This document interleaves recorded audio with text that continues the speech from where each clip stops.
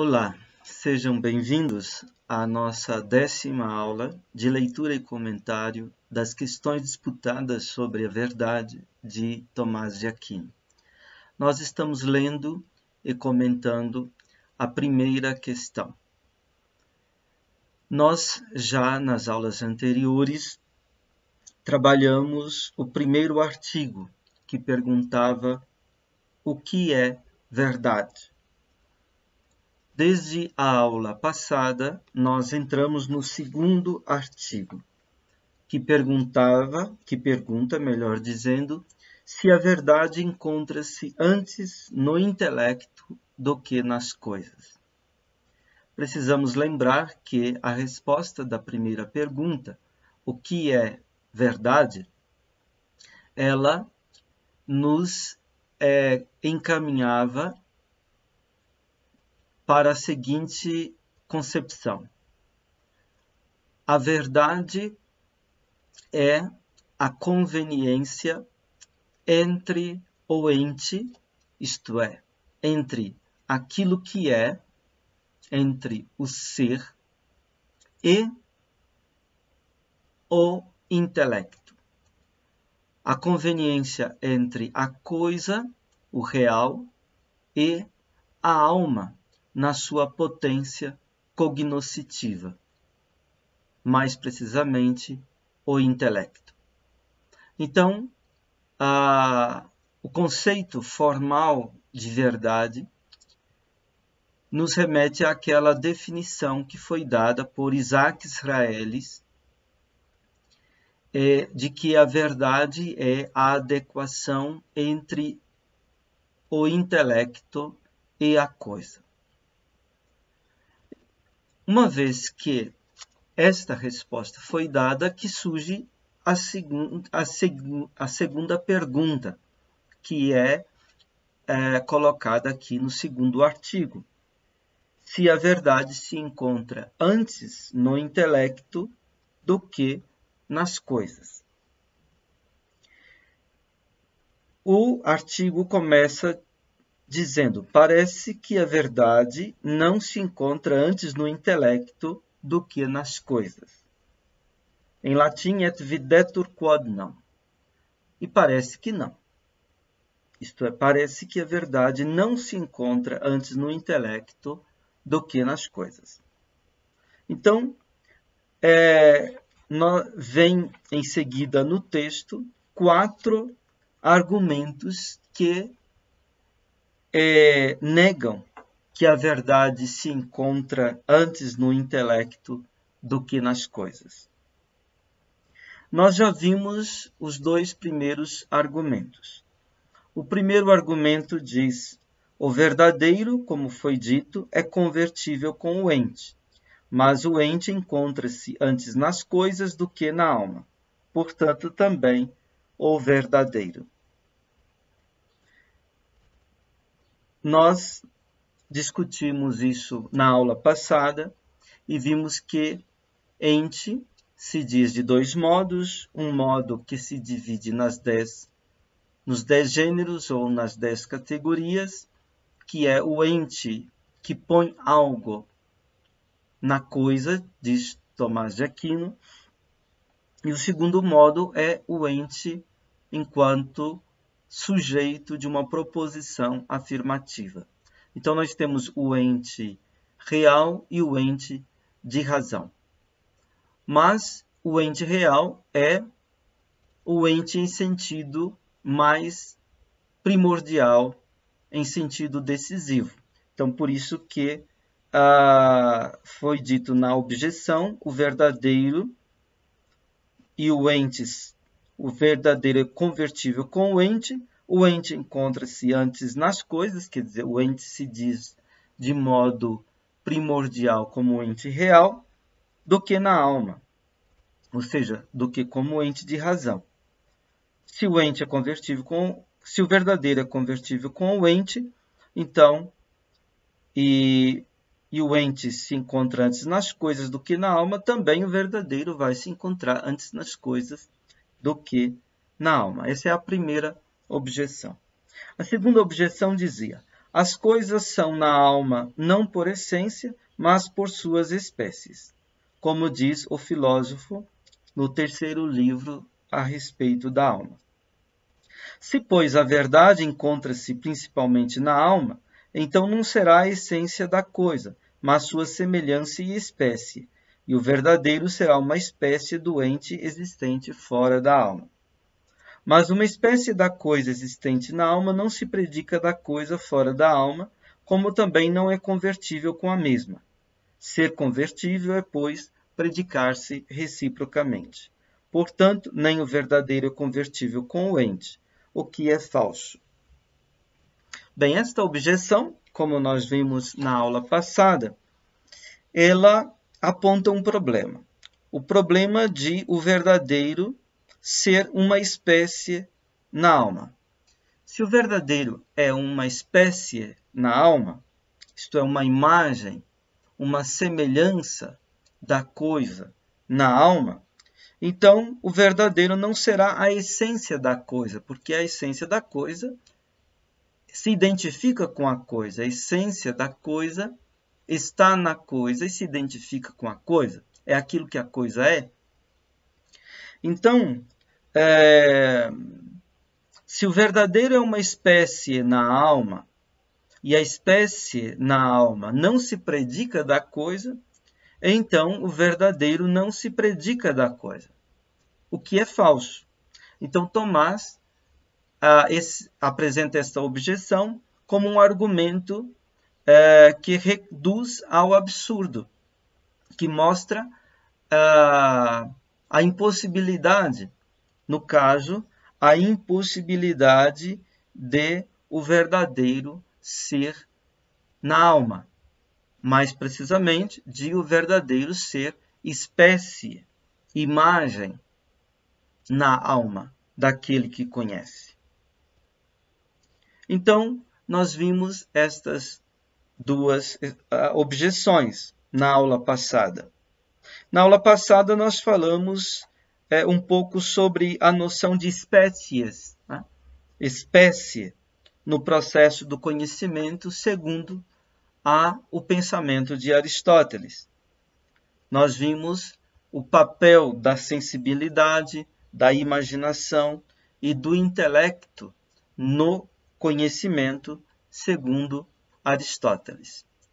Nós iremos tentar esclarecer um pouquinho melhor este segundo argumento, esta questão da espécie na alma, agora expondo algo sobre a concepção do conhecimento em Tomás de Aquino.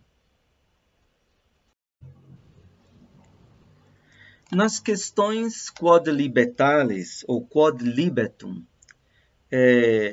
bem, aqui abrimos um parêntese, quodlibetales, quodlibet, eram assim chamadas as questões a respeito de um tema a ser disputado, a ser discutido, sem que este tema estivesse previamente definido para o debate. Era uma espécie de improviso, digamos assim, né? Em que os mestres que debatiam, ou o mestre a queima-roupa colocava o tema e os estudantes debatiam. Aí depois se organizavam os argumentos, as respostas, etc. Né? Então, quodlibetales eram estas questões, né? Um pouco diferente das questões disputadas, né? O que nós estamos lendo agora são questões disputadas sobre a verdade. Mas, numa dessas questões quodlibetales, a questão, aqui estamos falando de quodlibetum sétimo, questão 1, artigo 4, e Tomás de Aquino diz o seguinte: o conhecimento, em latim, noticia. Notum significa algo que é conhecido, é noto, nós dizemos em português, né? Então, notícia, conhecimento, pode ser considerado duplamente. ou segundo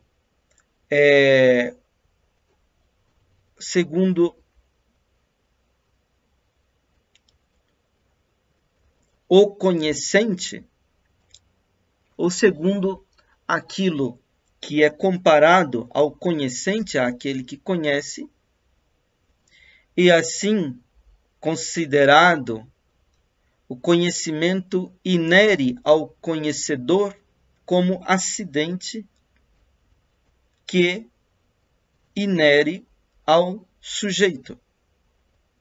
E assim não transcende o sujeito, porque não se pode nunca encontrar outro que em uma mente.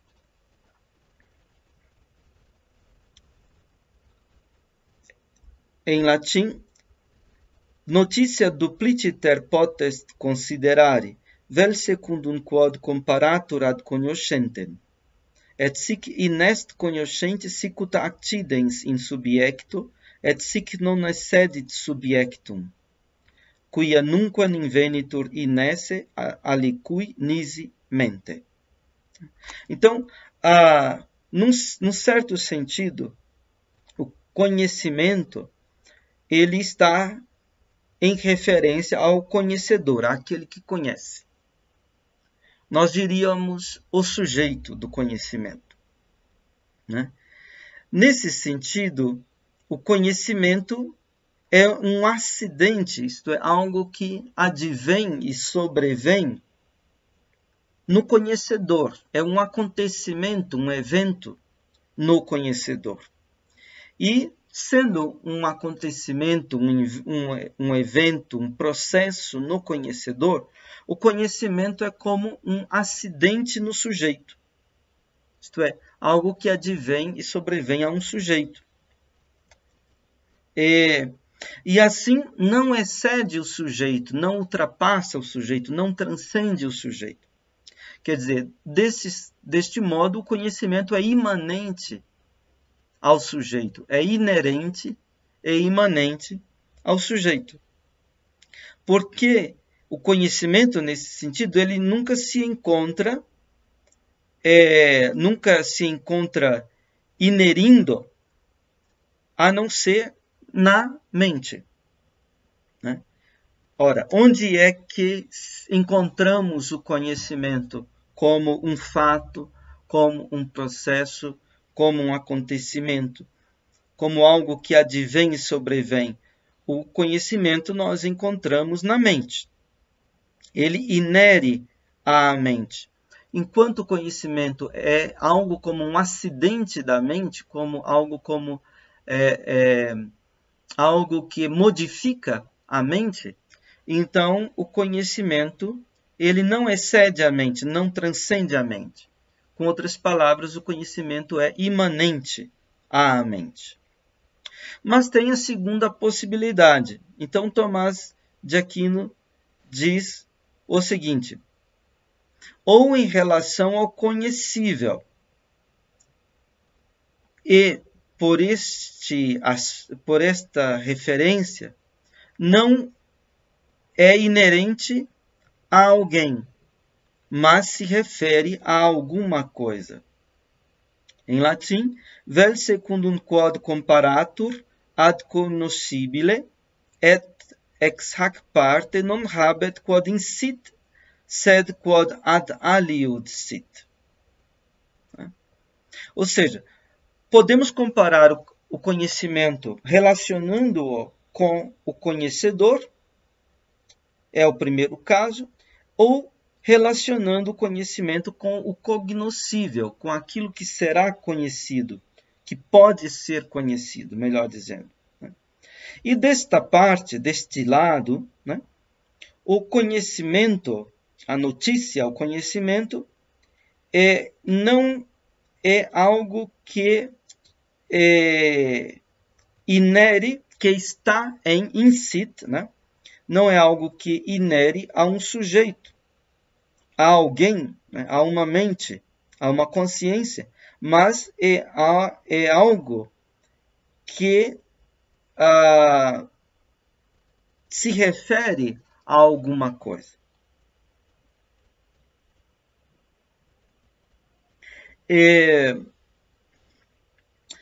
Ele segue dizendo: ora, a relação não tem caráter de acidente enquanto se refere a, mas só enquanto inere a um sujeito. Ou seja, a relação é um acidente. É um acidente não enquanto concerne aquilo com o que se relaciona, mas é um acidente que concerne ao sujeito que se relaciona. Né? Digamos assim, o conhecimento é uma relação que diz respeito mais ao conhecedor do que ao que é conhecido. Né? Quer dizer, é uma relação, a relação é uma das categorias, a relação, no caso, que será um acidente, né? É um acidente do sujeito que conhece, do conhecedor, e não um acidente do que é conhecido. Quer dizer, o ser conhecido não modifica em nada a coisa que é conhecida. O conhecimento modifica aquele que conhece, e não a coisa que é conhecida. Então, isso que ele está dizendo. E por isso, o conhecimento considerado em relação ao conhecível não é na alma como acidente no sujeito, e transcende a mente, enquanto por essa se conhece outro do que a mente. Ou seja, o conhecimento pode ser visto como imanente na medida em que ele é um acidente que advém e sobrevém ao conhecedor. No caso, é um acidente nesse sujeito, que é a mente que conhece. Né? Então, é algo que modifica a mente que conhece, conhecimento. Né? Não modifica a coisa que é conhecida. Pelo contrário, o conhecimento tem que deixar a coisa que é conhecida ser o que ela é, tal como ela é. E se mostra. Né? Então, o conhecimento é imanente, por um lado, na medida em que é inerente à mente que conhece, e o conhecimento é transcendente, por outro lado, na medida em que o conhecer é um relacionar-se com outra coisa do que a mente que conhece. Né? Então, o conhecimento é uma relação com a outro, que tende para outro. Nós falamos na fenomenologia de intencionalidade. Então, uma coisa é o conhecimento enquanto um fato mental, né?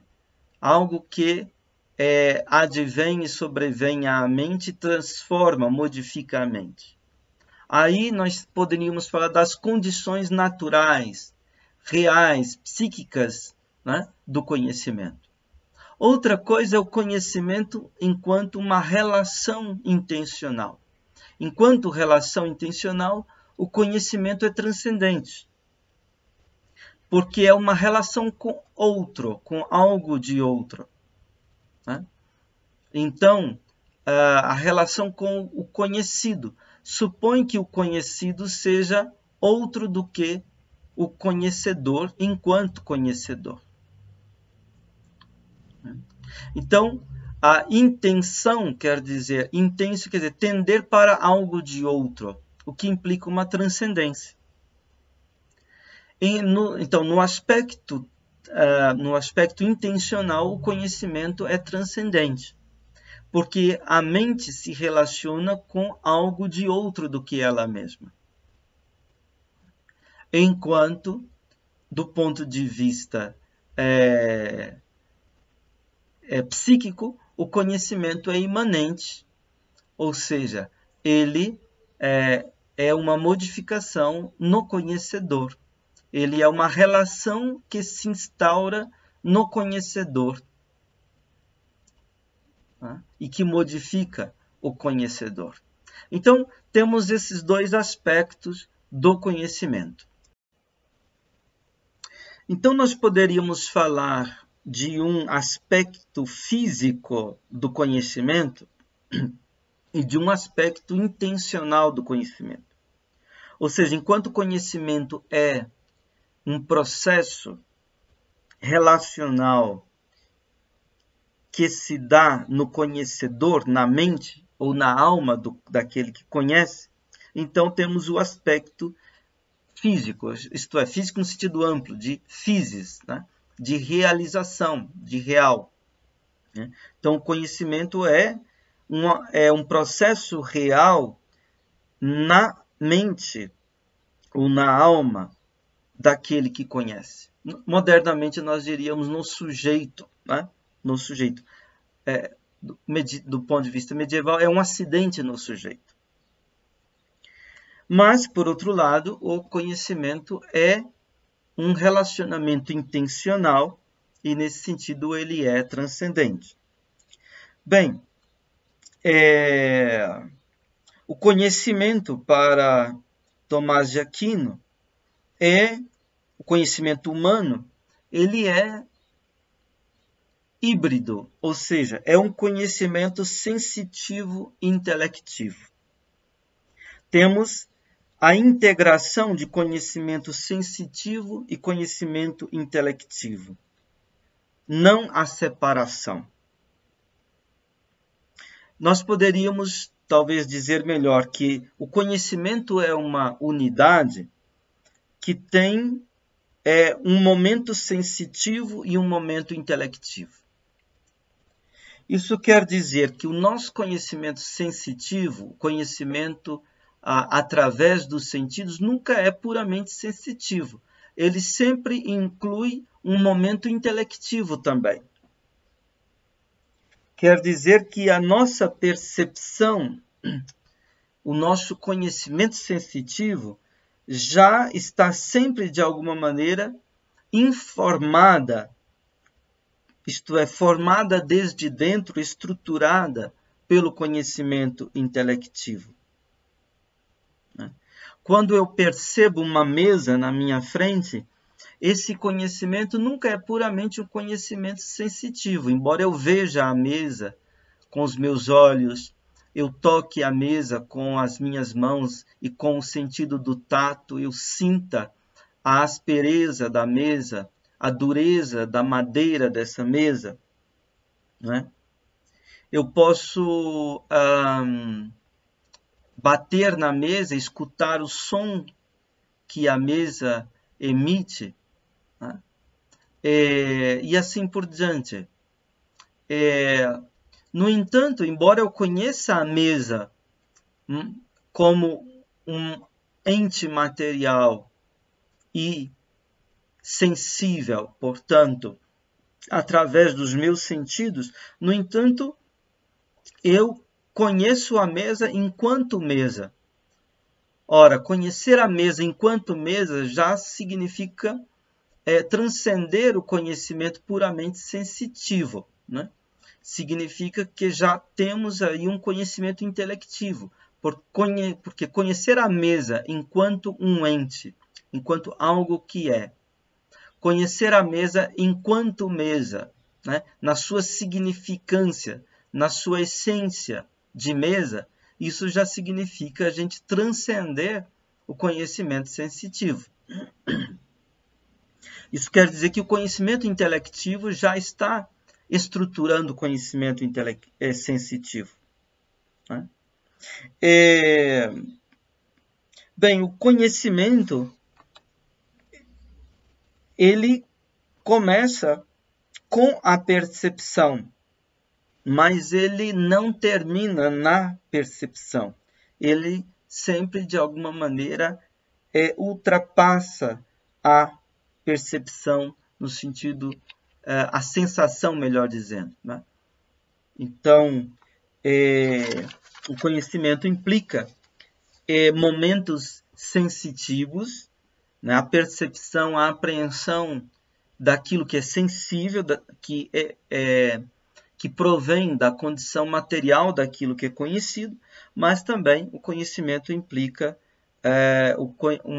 um conhecimento intelectivo, né, daquilo que é puramente inteligível, como, por exemplo, a noção de ente, né, quando eu conheço a mesa como algo que é, e a mesa enquanto mesa, a essência da mesa.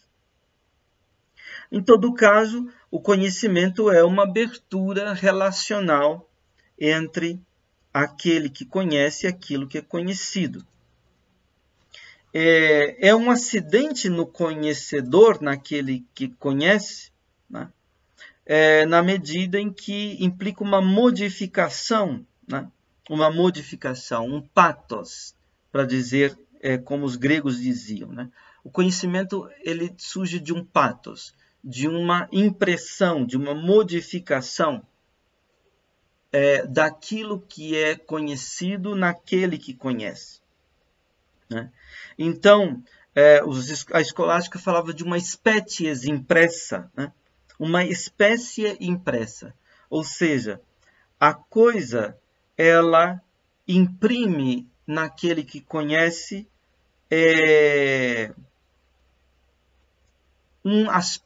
aspectos dela mesma, né?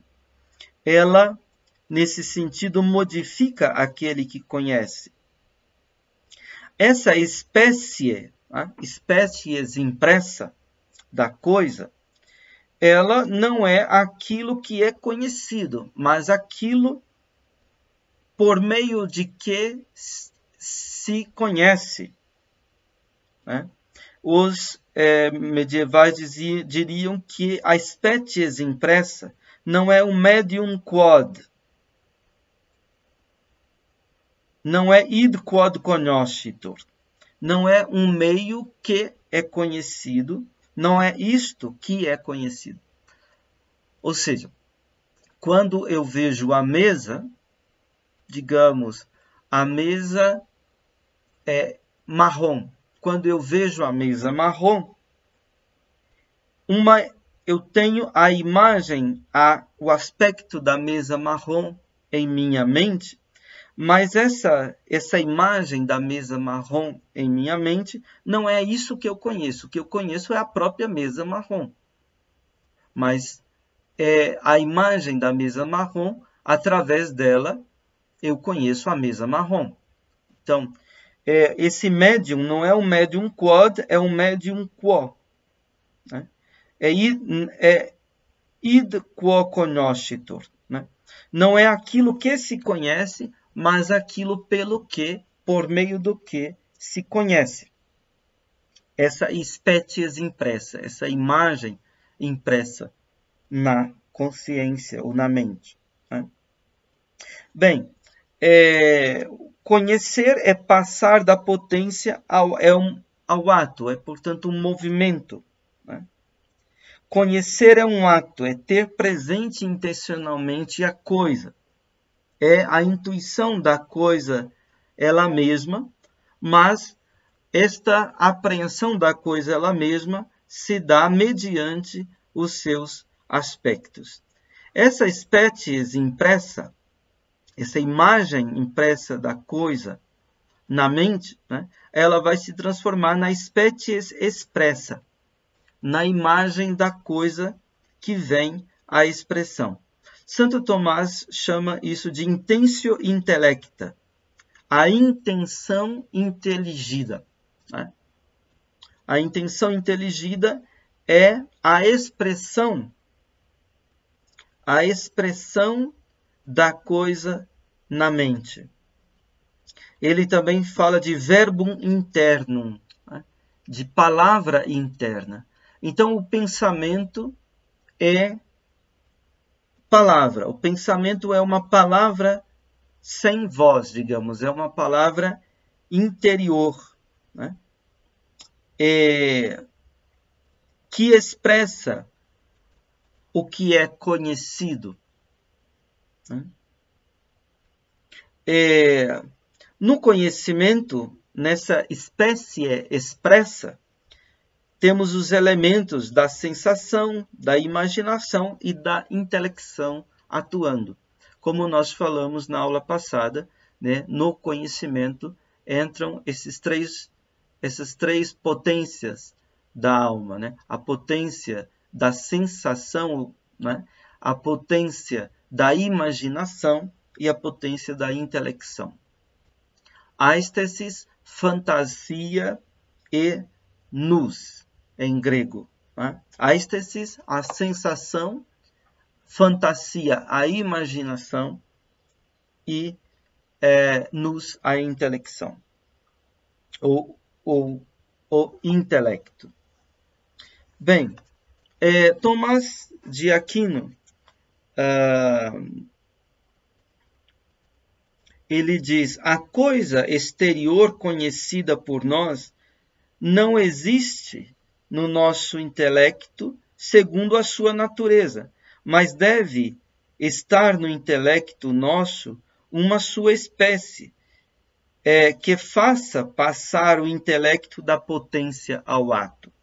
Então, o conhecimento é uma passagem da potência ao ato. Algo é cognoscível, pode ser conhecido, isso é a potência, e algo é conhecido, veio a ser conhecido, isso é o ato, a realidade do conhecimento.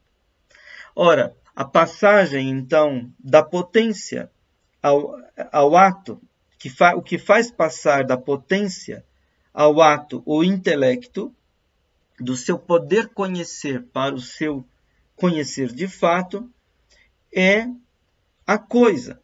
Né? Mas a coisa exterior que é conhecida, ela se encontra no nosso intelecto não segundo a sua natureza, a sua essência, mas segundo a sua espécie, segundo este aspecto da coisa que se imprimiu em nós e que veio a ser expresso por nós. Quando depois o intelecto é atuado por tal espécie como de uma própria forma, então conhece a coisa.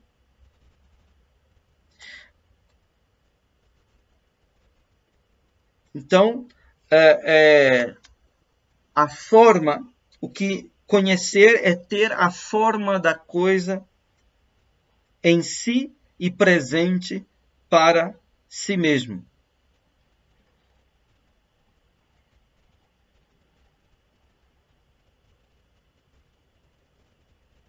Não que o conhecer seja uma ação que passe no objeto conhecido, como o aquecer passa no objeto aquecido. Antes, permanece no sujeito conhecedor, mas se refere à coisa conhecida, porque a espécie de que se disse que é princípio da atividade intelectual como forma é semelhança da coisa. Então, Tomás diz, quando a gente aquece alguma coisa, o calor passa para a coisa aquecida. Né? Estamos aquecendo água no fogão, né? Então o calor do fogo passa para a água. Não é isso que acontece no conhecimento, diz ele. Né? O conhecimento, do ponto de vista como fato, como acidente, ele permanece no conhecedor. Ele não passa para a coisa conhecida. Mas nós vimos que como relação intencional, a outra coisa, o conhecimento passa sim, é um transcender a própria mente na direção da coisa. Então ele diz, mas é preciso considerar, além disso, que o intelecto formado pela espécie da coisa, conhecendo, forma em si mesma uma expressão da coisa conhecida, que é a essência significada pela definição. Então, a formação do conceito, né? A mente, ela recebe a impressão da coisa, uma impressão sensível, e depois a mente forma em si mesma uma intenção da coisa. Poderíamos dizer uma expressão da coisa conhecida, que é a essência significada pela definição. Então, se eu vejo Sócrates, a presença de Sócrates, ela se imprime em mim e eu formo, né, a expressão de Sócrates em mim. Eu expresso de mim para mim mesmo, no meu pensamento, Sócrates é um homem. Então, forma-se aí a essência, no caso, homem, que é significada pela definição. Homem é animal racional. Eu percebo Sócrates, eu formo no meu pensamento essa noção, Sócrates é homem, né? E isso inclui a definição. Homem é animal racional. Sócrates é um animal racional. E isto que é necessário, e isso é necessário porque o intelecto pode conhecer, seja coisas ausentes, seja coisas presentes, o que é próprio também da imaginação. Então, a sensibilidade, ela só pode conhecer aquilo que está presente. Eu só posso ver uma palmeira verde porque ela está presente a mim, à minha visão. Né? Mas a imaginação e o intelecto não. Aí, tanto a imaginação quanto o intelecto pode ser de coisas ausentes. Mas o intelecto há, além disso, esta característica de conhecer a coisa abstraída das condições materiais, sem as quais não existe a coisa na realidade. Então, a imaginação e o intelecto têm em comum que podem se relacionar com o objeto na ausência do objeto. Né? Mas o intelecto transcende a imaginação na medida em que a imaginação ainda pressupõe a sensibilidade, né? Ainda pressupõe possibilidades materiais, digamos assim. O intelecto abstrai das condições materiais. Ele prescinde das condições materiais, sem as quais a coisa não existe na realidade. Né? Então, a palmeira, no meu intelecto, o conceito de palmeira, né, é um conceito que abstrato. Né? A palmeira é uma espécie de árvore. Né? A noção de árvore. Então, a árvore é um ente vivente, né? Vegetal, um ser vivo, né? Um corpo animado, né? Que, porém, não é sensitivo, não tem os 5 sentidos. Então, eu tenho a noção abstrata. Né? O intelecto é capaz de chegar à noção abstrata. E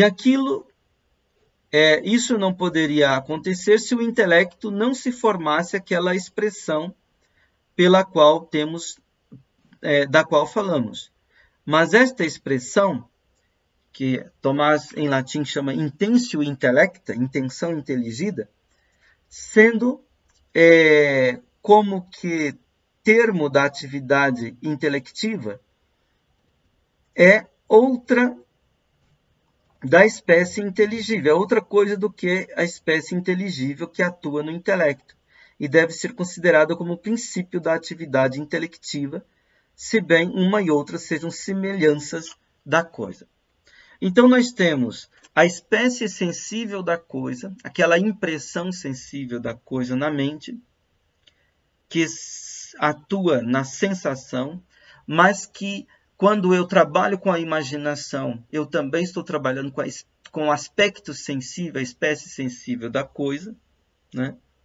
Depois nós temos a espécie inteligível da coisa, que é o princípio da atividade intelectiva. E depois nós temos a expressão da coisa, ou a intentio intellecta, a intenção inteligida da coisa, que é o termo da atividade intelectiva. Então, nós temos essa complexidade aí, né? Então, a palavra espécie, ela pode significar a espécie sensível, ela pode significar a espécie inteligível, que é o princípio da atividade intelectiva, né? Mas, para além da espécie inteligível, temos a expressão ou a intenção inteligida da coisa, que é a noção, né, da essência da coisa.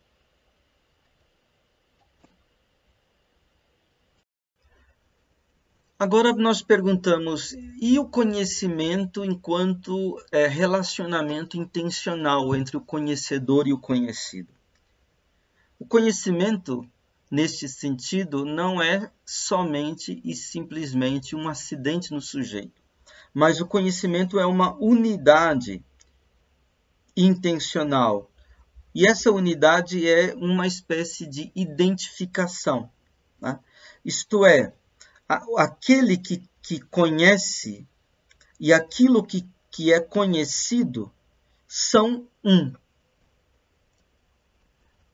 Sendo mais preciso, aquilo que conhece em ato e aquilo que é conhecido em ato são um. Esta unidade é o conhecimento. Digamos, não há essa unidade em potência, né? O conhecedor em potência e o conhecível, né? A coisa na potência de ser conhecida, isso não é conhecimento, o relacionamento, né? Uma coisa pode vir a ser conhecida, mas enquanto pode vir a ser conhecida, isso ainda não é conhecimento. Alguém pode vir a conhecer aquela coisa. Enquanto pode vir a conhecer, isso ainda não é conhecimento. O conhecimento, ele acontece como passagem da potência ao ato. Isto é, do poder para a realidade.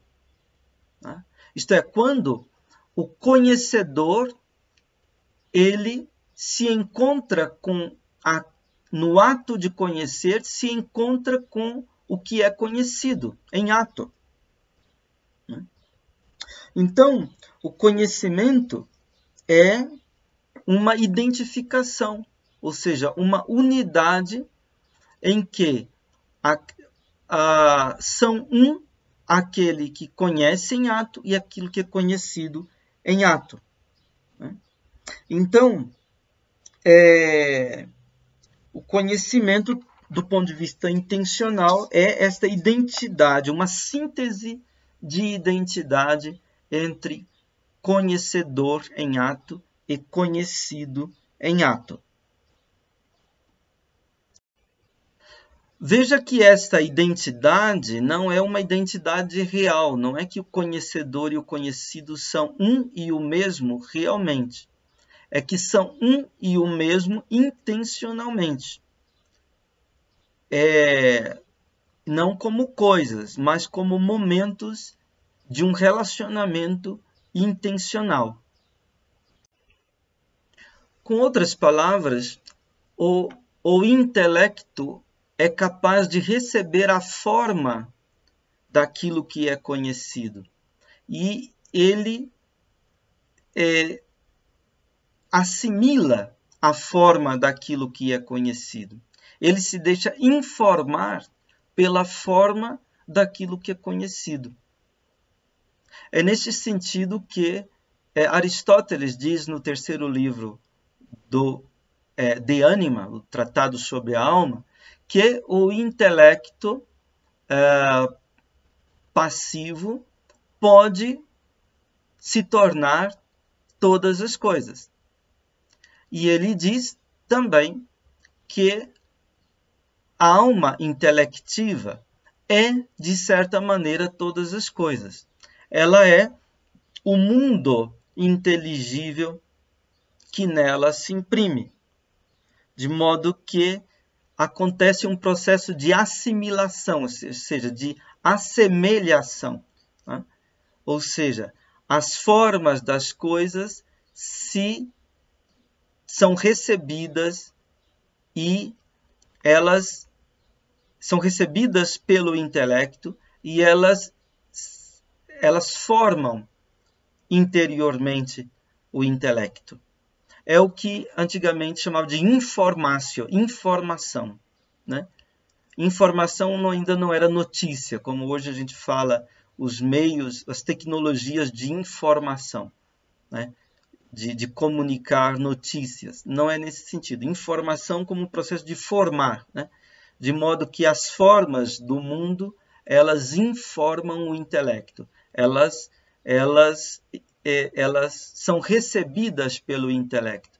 O intelecto assemelha-se a essas formas, assimila estas formas em si mesmo. Então, o processo do conhecimento é um processo de identificação, de unidade, de identificação, de assemelhação. Na Idade Média se discutia o problema do conhecimento do singular. Do conhecimento do singular. Ou seja, eu quando conheço esta palmeira que está diante de mim, conheço-a sensitivamente, mas também intelectivamente. A questão é em que medida e em que sentido se pode conhecer o ente singular.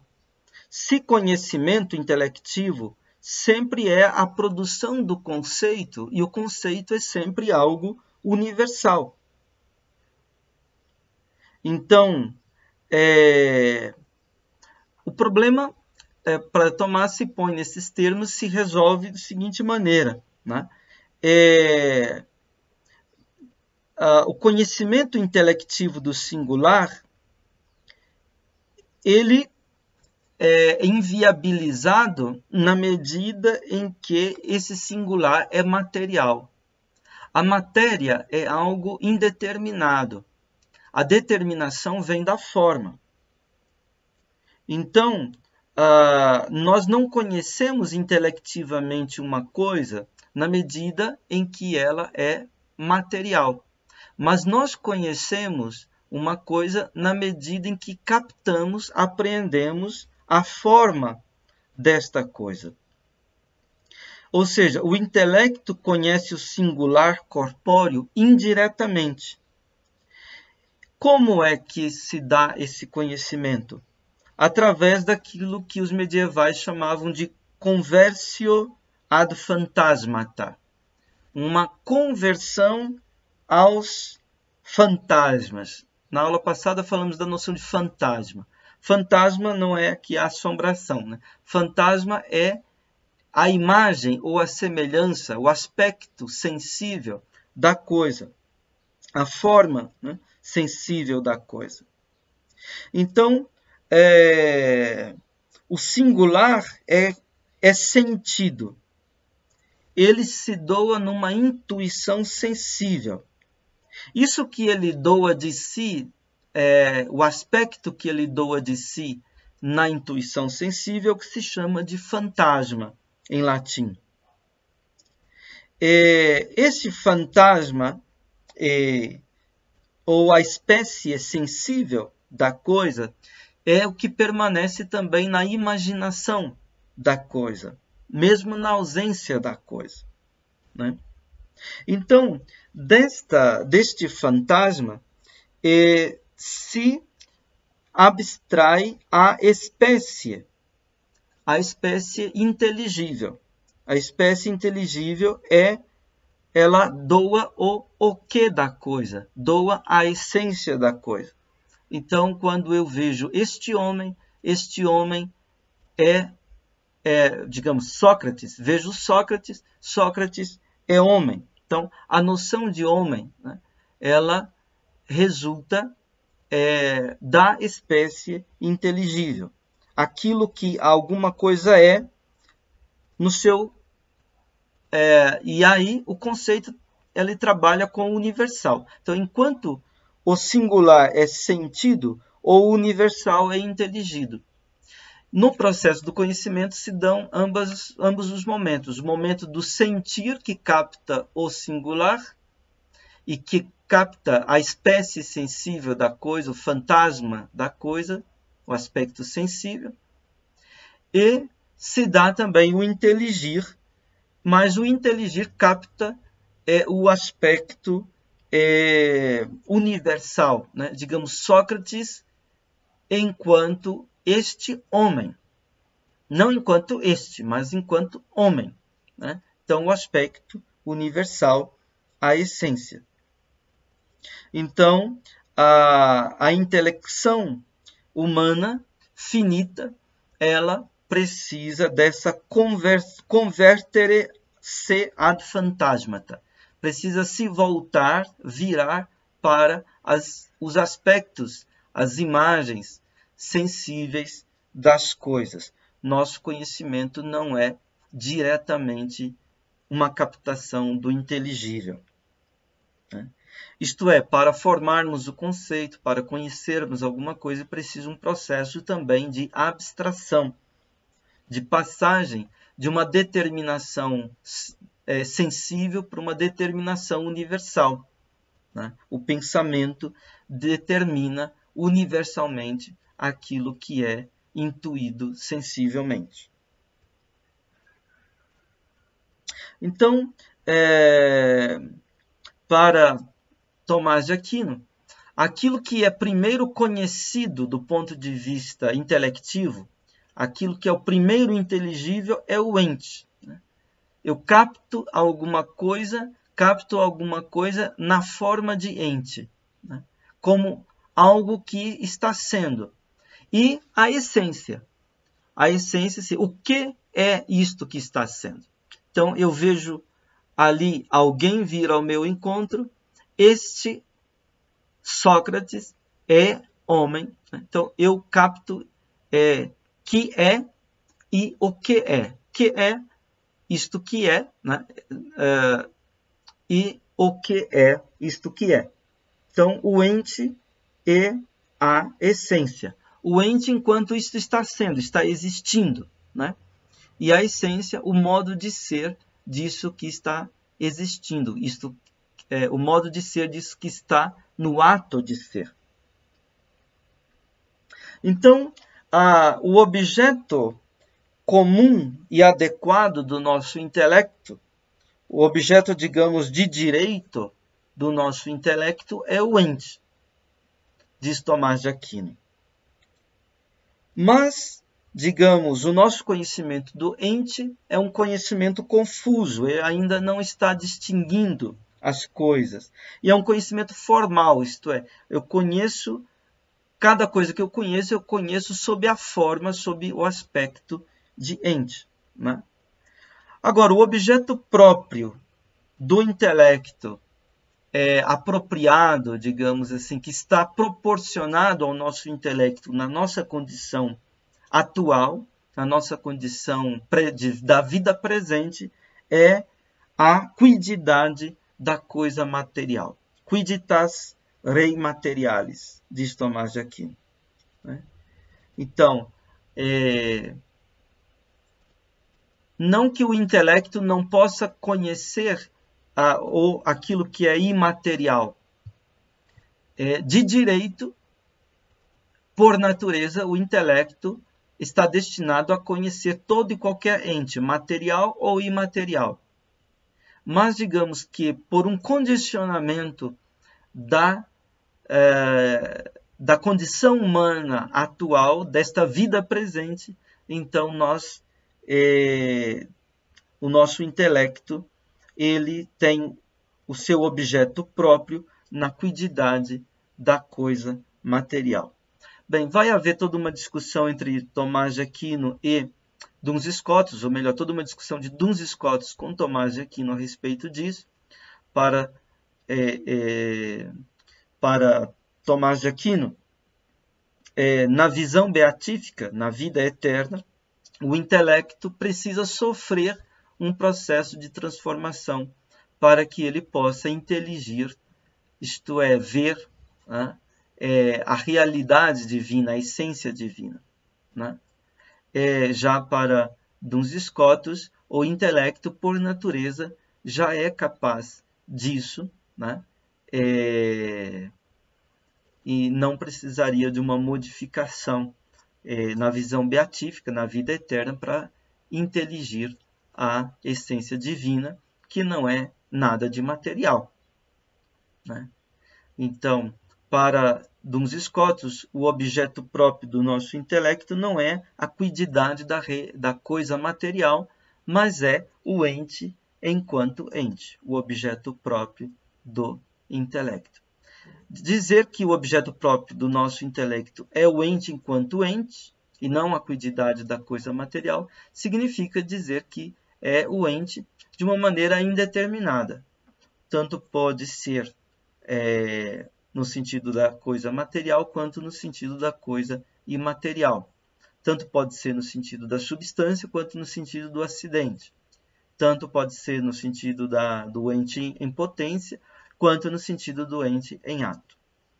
Bom, então, considerei que era importante a gente trazer toda essa discussão a respeito da concepção do conhecimento em Tomás de Aquino. Eu sei que não é fácil entender tudo isso, né? Espero que alguma coisa de tudo isso tenha ficado claro para vocês. Peço desculpas se muitas coisas ficaram obscuras, pela dificuldade do tema e também pela insuficiência daquele que lhes expõe o tema nesta aula. Mas agradeço pela sua atenção e também pela sua paciência, e até a próxima oportunidade.